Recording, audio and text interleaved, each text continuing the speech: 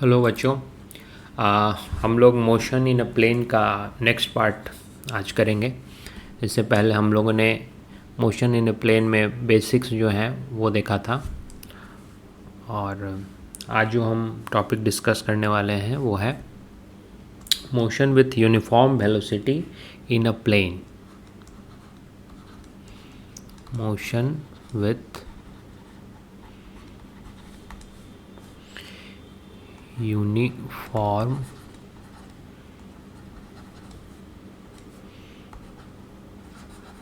velocity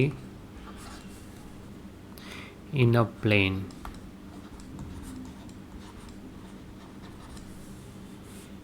okay,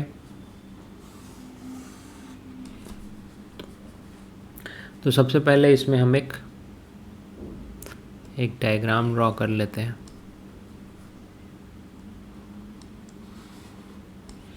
ये x axis है, ये वाई एक्सिस है। ठीक है, पहले एक बॉडी जो है ए पॉइंट पर थी,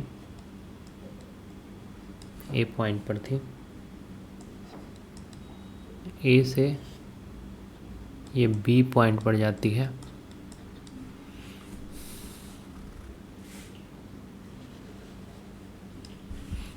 सॉरी,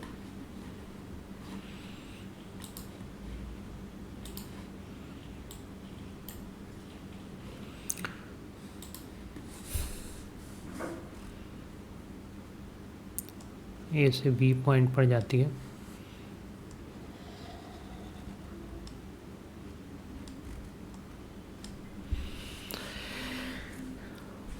एक्स वाई कोऑर्डिनेट में ए का पॉइंट जो है, रेक्टेंगुलर कोऑर्डिनेट में ए जो है वो वाई एक्सिस पे वाई नॉट डिस्टेंस पर है, ये ओरिजिन है।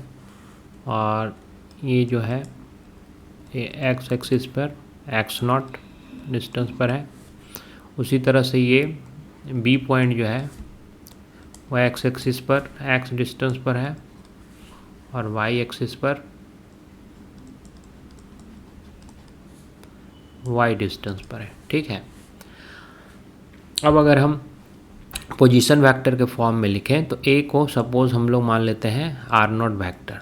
वो ए क्या है? Position vector of object at A, और इसको आर नॉट से डिनोट करते हैं। और जो बी पर जो पोजीशन वेक्टर है उसको हम लोग आर से डिनोट करते हैं। ठीक है, इसमें क्या है, हम लोग एज्यूम कर रहे हैं कि एक पार्टिकल है जो भी वेलोसिटी से ए से बी तक जा रहा है।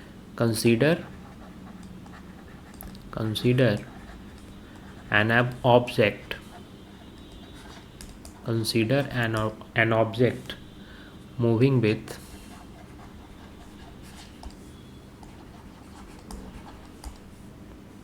a uniform velocity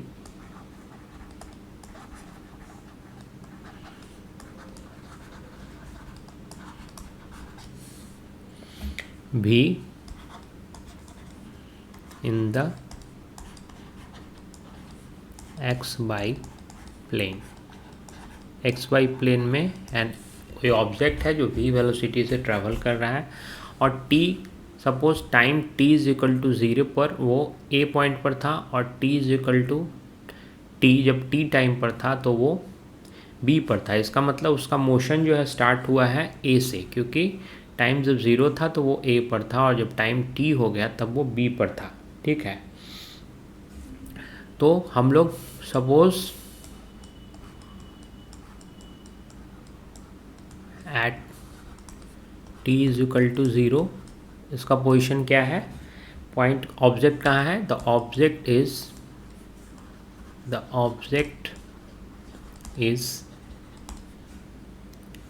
eight a point A, और ए का रेक्टेंगुलर कोऑर्डिनेट क्या है, एक्स एक्सिस पे एक्स नॉट है और वाई एक्सिस पे वाई नॉट है, यानी इसका रेक्टेंगुलर कोऑर्डिनेट क्या हो जाएगा, x naught Y not.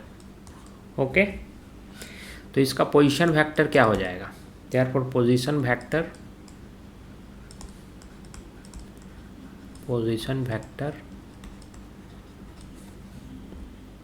Of the object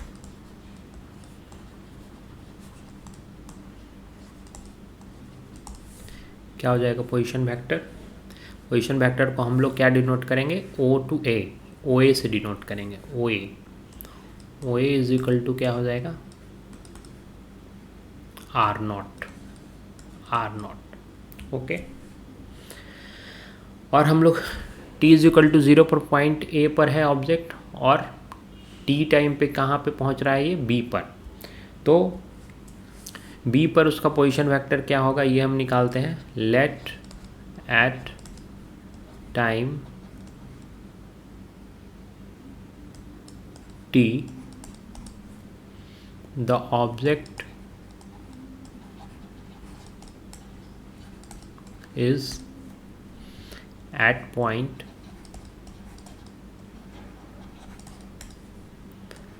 B। इसका रेक्टेंगुलर कोऑर्डिनेट क्या है, x एक्सिस पे x है और y एक्सिस पे y है, यानी कि इसका रेक्टेंगुलर कोऑर्डिनेट क्या हो जाएगा, x, y। ओके, और इसका पोजीशन वेक्टर क्या होगा, एंड इट्स पोजीशन वेक्टर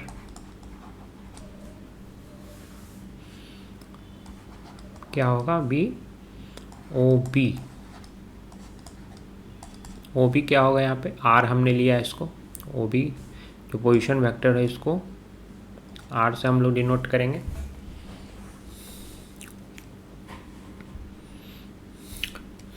अब आते हैं कि डिफरेंट जो पैरामीटर हैं मोशन के, जैसे डिस्प्लेसमेंट, वेलोसिटी, तो इन सब को कैसे हम लोग डिनोट करेंगे। तो सबसे पहले डिस्प्लेसमेंट की बात करते हैं। तो ए पॉइंट से बी पॉइंट पर गया ऑब्जेक्ट, जो है ए पॉइंट से बी पॉइंट पर गया टी टाइम में, तो इसका डिस्प्लेसमेंट क्या हुआ, ए बी हो गया डिस्प्लेसमेंट। डिस्प्लेसमेंट क्या होगा, ए बी हो जाएगा। डिस्प्लेसमेंट ऑफ द ऑब्जेक्ट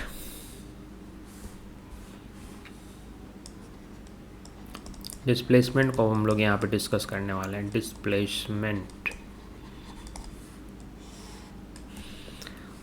तो डिस्प्लेसमेंट ऑफ द ऑब्जेक्ट क्या हो जाएगा,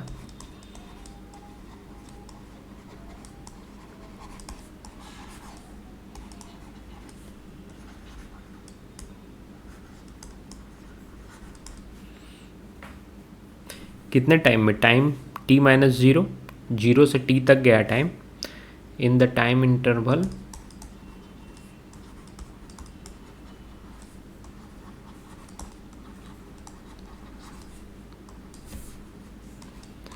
t माइनस 0। डिस्प्लेसमेंट क्या होगा, हम लोग यहाँ देख रहे हैं ए बी, ए से बी गया तो वेक्टर फॉर्म में हम लोग ने फर्स्ट चैप्टर वेक्टर में पढ़ा था। डिस्प्लेसमेंट क्या होगा, ए बी से डिनोट करेंगे, इस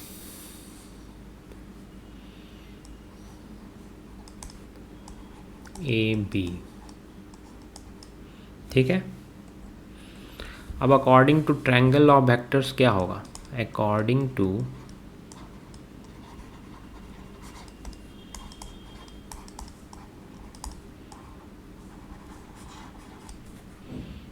triangle law of vectors, triangle law of vector से क्या करेंगे,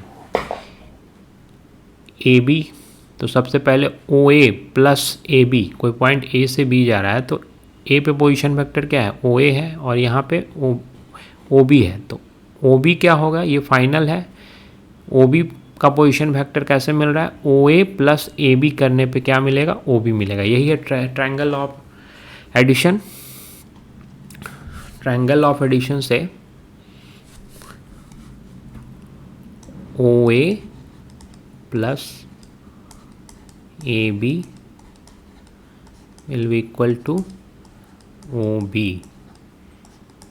ठीक है, और हम लोगों ने पहले क्या कहा था कि डिस्प्लेसमेंट क्या है, डिस्प्लेसमेंट क्या है, ए बी है, ए से बी तक गया तो इसको डिस्प्लेसमेंट वेक्टर क्या हो जाएगा, A B.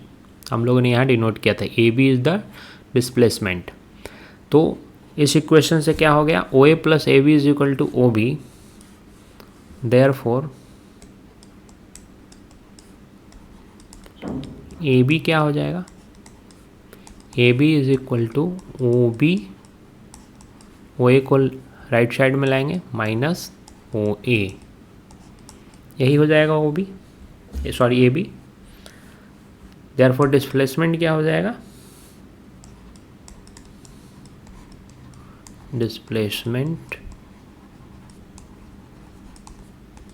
Equal to A B is equal to O B minus O A. That means O B का पोजीशन वेक्टर क्या है आर, और ओ ए का पोजीशन वेक्टर क्या है आर नॉट, यही है ना।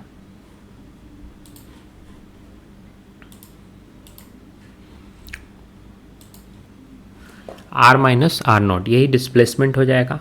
अब इसको अगर हम लोग रेक्टेंगुलर कोऑर्डिनेट्स में लिखें या रेक्टेंगुलर कंपोनेंट्स में लिखें तो कैसे लिख सकते हैं इसको,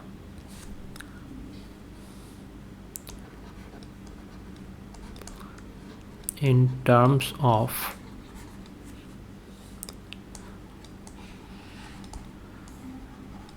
rectangular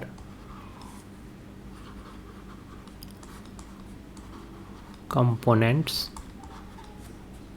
और कोऑर्डिनेट्स। रेक्टेंगुलर कोऑर्डिनेट्स में आर नॉट को कैसे डिनोट करेंगे, आर नॉट क्या है, आर नॉट इसका एक्स कोऑर्डिनेट एक्स नॉट है और वाई कोऑर्डिनेट वाई नॉट है, ठीक है। तो X naught I cap and Y naught J cap. Vector मैं पढ़ा चुका हूँ, अगर समझ में नहीं आ रहा तो आप वेक्टर को रिवाइज कर सकते हैं। एक्स एक्सिस के अलॉन्ग जो कोऑर्डिनेट है उसको यूनिट वेक्टर आई नॉट से डिनोट करते हैं, तो यूनिट वेक्टर आई नॉट का मतलब हो गया एक्स एक्सिस के अलॉन्ग हम इसका कंपोनेंट ले रहे हैं। और जे नॉट क्या है, सॉरी वाई नॉट,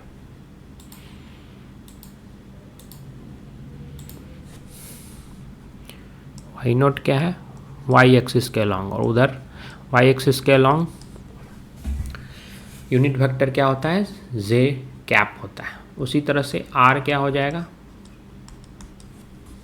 आर का अगर रेक्टेंगुलर कंपोनेंट देखेंगे तो एक्स एक्सिस के अलॉन्ग क्या है एक्स है और वाई एक्सिस के अलॉन्ग वाई है।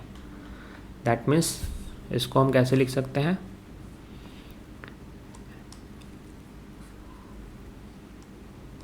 X I cap plus Y J cap, ठीक है। देयरफॉर ए वी क्या हो जाएगा, हमने यहाँ बताया था ए बी ये है, A B is equal to R minus R naught. That means R क्या है यहाँ पे X I cap plus Y J cap minus R naught. R naught क्या है X naught I cap plus Y naught J cap, ठीक है। अब हम लोग आई कैप को एक साथ ले लेते हैं, तो इसको क्या लिख सकते हैं X minus X naught I cap plus Y minus Y naught J cap, ठीक है। तो डिस्प्लेसमेंट को हम लोग रेक्टेंगुलर कोऑर्डिनेट्स में ऐसे दिखला सकते हैं, ओके। तो हम लोग ने डिस्प्लेसमेंट को यहाँ डिनोट किया, शो किया। अब हम लोग इसके बाद वेलोसिटी को डिनोट करेंगे। वेलोसिटी सेकेंड हमारा क्या है वेलोसिटी, ठीक है। वेलोसिटी हम लोगों ने पढ़ा था मोशन इन वन डायमेंशन में क्या होता है, वेलोसिटी इज इक्वल टू क्या होता है displacement by time interval, displacement by time interval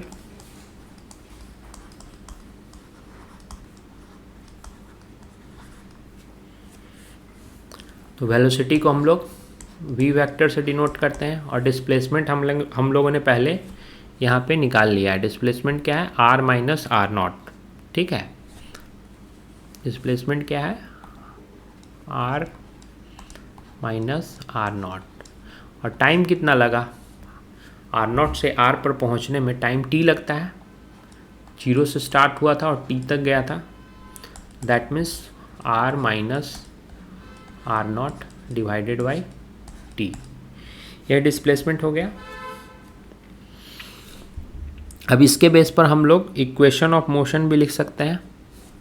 कैसे आएगा, तो अगर हम इसको क्रॉस मल्टीप्लिकेशन कर दें, v को t से मल्टीप्लाई कर दें तो r माइनस r0 आ जाएगा। तो यहाँ से क्या आ जाएगा, r minus r0 is equal to क्या हो जाएगा, v इंटू टी। इसलिए क्या कर सकते हैं इसको, r is equal to r0 plus v T. ठीक है, ये हम लोग अब क्या कर रहे हैं, इक्वेशन ऑफ मोशन डिराइव कर रहे हैं, इक्वेशन ऑफ मोशन डिराइव कर रहे हैं। यानी अगर कोई r0 पोजीशन पर है और v वेलोसिटी से चल रहा है तो t टाइम तक चलता है 0 से t, तो उसका जो पोजीशन वेक्टर फाइनल होगा वो initial position vector plus v into T होगा। ठीक है, ये तीन चीज़ हम लोग समझ लिए। अब इसी चीज़ को हम लोग रेक्टेंगुलर कंपोनेंट्स के फॉर्म में लिखते हैं इन टर्म्स ऑफ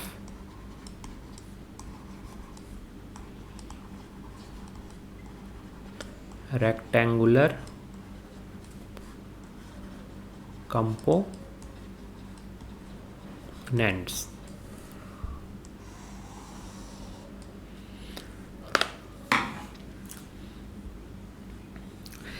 तो सपोज जैसे हमने r0 का कंपोनेंट लिया था, r0 का कंपोनेंट लिया था, x0 x एक्सिस के लॉन्ग लिया था और y0 y एक्सिस के लॉन्ग, r का कंपोनेंट x एक्सिस के लॉन्ग और y एक्सिस के लॉन्ग लिया था। और रेक्टेंगुलरली इसको रेक्टेंगुलर फॉर्म में कैसे लिखा था, r0 is equal to x0 plus x0 i cap plus y0 j cap, r को लिखा था x i cap plus y j cap. तो इसी तरह से हम लोग v को भी लिख सकते हैं दो कंपोनेंट में, x के कंपोनेंट में और y के कंपोनेंट में। मतलब x एक्सिस से कम अगर कोई v वेलोसिटी है उसको अगर हम 2 डायमेंशनल मोशन में डिनोट करें तो उसका एक कंपोनेंट x एक्सिस के अलॉन्ग होगा और दूसरा y एक्सिस के अलॉन्ग होगा। तो उसको भी हम लोग i j के फॉर्म में लिख सकते हैं। ठीक है, तो हम लोग मान लेते हैं कि Vx और Vy जो है, Vx एंड Vy ये क्या है, ये magnitude of R magnitudes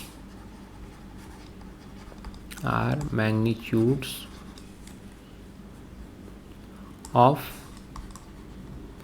the rectangular components of v along x axis and y axis। मैंने बताया था कि x एंड y एक्सिस के अलॉन्ग हम v का कंपोनेंट लेते हैं, x एक्सिस के अलॉन्ग vx मान लेते हैं और y एक्सिस के अलॉन्ग vy मान लेते हैं। तो v को हम कैसे डिनोट कर सकते हैं, v will be vx i cap plus vy j cap, यही हो जाएगा। और अगर हम लोग वेक्टर हम लोगों ने पढ़ा था, अगर इसका हम मैग्नीट्यूड निकालना चाहेंगे तो क्या होता है, इसका x कंपोनेंट और y कंपोनेंट का रूट अंडर स्क्वायर का एडिशन होता है, that means vx square plus vy square का रूट अंडर। ये सब मैं पढ़ा चुका हूँ। ठीक है, ये सब प्रीवियस क्लासेस में हो चुके हैं। तो यूनिफॉर्म वेलोसिटी के केस में क्या होता है, यूनिफॉर्म वेलोसिटी के केस में मैग्नीट्यूड भी सेम रहेगा वेलोसिटी का और डायरेक्शन भी सेम रहेगा। तो इन यूनिफॉर्म वेलोसिटी हम लोग यूनिफॉर्म वेलोसिटी कंसीडर कर रहे थे।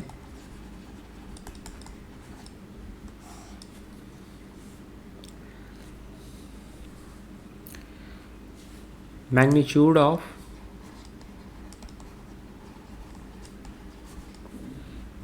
v क्या होगा, v इज कांस्टेंट डायरेक्शन भी कांस्टेंट होगा। तो मैग्नीट्यूड v का क्या है, यही है root under V X square plus we Y square. That means V X और वी वाई भी क्या होगा, कांस्टेंट ही होगा। That means V X is equal to constant and V Y क्या होगा, यह भी कांस्टेंट ही होगा। ठीक है। और हम लोगों ने पहले इक्वेशन ऑफ मोशन क्या पाया, r is equal to R naught plus V T, ये था ना, r is equal to R naught plus V T. तो इसको हम यहाँ पे लिख लेते हैं, r is equal to R naught plus V T. ठीक है। और r को हम कैसे डिनोट कर सकते हैं, x I cap plus Y J cap. Similarly R naught को हम लोगों ने कैसे डिनोट किया था, X naught I cap plus Y naught J cap. ठीक है। और v को कैसे डिनोट किया था, V X I cap plus we Y J cap. तो अब यहाँ से r, आर नॉट और v तीनों की वैल्यू हम इस इक्वेशन में पुट करेंगे। ये इक्वेशन जो r is equal to R naught plus B T है, इसमें तीनों वैल्यू को हम पुट करेंगे। तो r, सबसे पहले r क्या है, जो लेफ्ट साइड में r है वो हमारा है X I plus Y J. तो इसको लिख लेते हैं X I cap plus Y J cap. R naught क्या है, ये X naught I cap plus Y naught J cap. ठीक है, इसको ब्रैकेट में ले लेते हैं। प्लस वी टी है, प्लस यहाँ पे क्या है, वी टी है, दैट इज वी का वैल्यू भी रख देंगे यहाँ पे, वी एक्स आई कैप, यहाँ से आएगा वी का value, plus we Y J cap. और इनटू क्या है, टी है, यहाँ पे टी है। तो इससे यहाँ पे कॉमन लेंगे तो क्या आ जाएगा, x naught plus v x t into i cap plus Y naught plus we y t into j cap. ठीक है। तो कोफिशिएंट ऑफ आई और i cap and j cap तो दोनों साइड में, बोथ साइड में इक्वल होगा, यानी x किसके इक्वल हो जाएगा, x इक्वल हो जाएगा x naught plus v x t के, और y किसके इक्वल हो जाएगा, y naught plus we y t के। ठीक है। Coefficient of i and j cap दोनों क्या होगा, इक्वल होगा। तो यहाँ से हमारे पास एक इक्वेशन आ गया कि x इज इक्वल टू क्या होगा, x naught plus v x t. ठीक है। और y इज इक्वल टू क्या हो जाएगा, y naught plus we y t. Okay. तो इस इक्वेशन से क्या पता चलता है कि अगर दो परपेंडिकुलर स्ट्रेट लाइन मोशन हो along x axis and along y axis with uniform velocity, तो टू डायमेंशनल मोशन में क्या होगा, एक्चुअल में हम देख रहे हैं तो क्या ये दो मोशन का कॉम्बिनेशन है। x का इंडिपेंडेंटली ये इक्वेशन आ गया x एक्सिस के अलॉन्ग, और y का y एक्सिस के अलॉन्ग ये एक इंडिपेंडेंट इक्वेशन आ गया। ठीक है, ये फर्स्ट इक्वेशन, ये सेकंड इक्वेशन। तो एक्चुअल में हम क्या देख रहे हैं कि टू डायमेंशनल मोशन जो है वो क्या है, combination of two one dimensional motion का है। ये एक्स एक्सिस के अलॉन्ग यानी वन डायमेंशन में, और ये वाई एक्सिस के अलॉन्ग वन डायमेंशन में। तो एक टू डायमेंशनल मोशन एक्चुअल में क्या है, combination of two one dimensional uniform motion along perpendicular direction. X axis और वाई एक्सिस क्या है, एक दूसरे के परपेंडिकुलर है। तो यहाँ पे हम कंक्लूजन लिख सकते हैं कि therefore two dimensional motion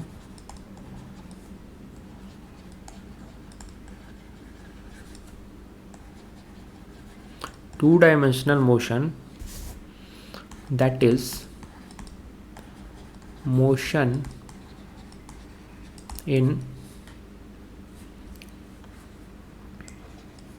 plane. मैंने बताया था कि टू डायमेंशनल मोशन को ही कहते हैं motion in a plane. With uniform velocity. यहाँ पे हम लोगों ने भी क्या माना था कि यूनिफॉर्म वेलोसिटी है ये, with uniform velocity is a combination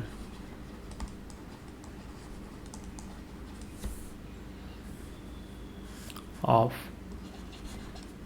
two one-dimensional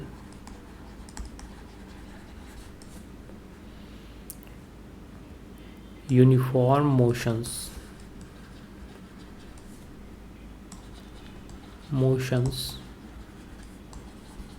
along perpendicular directions।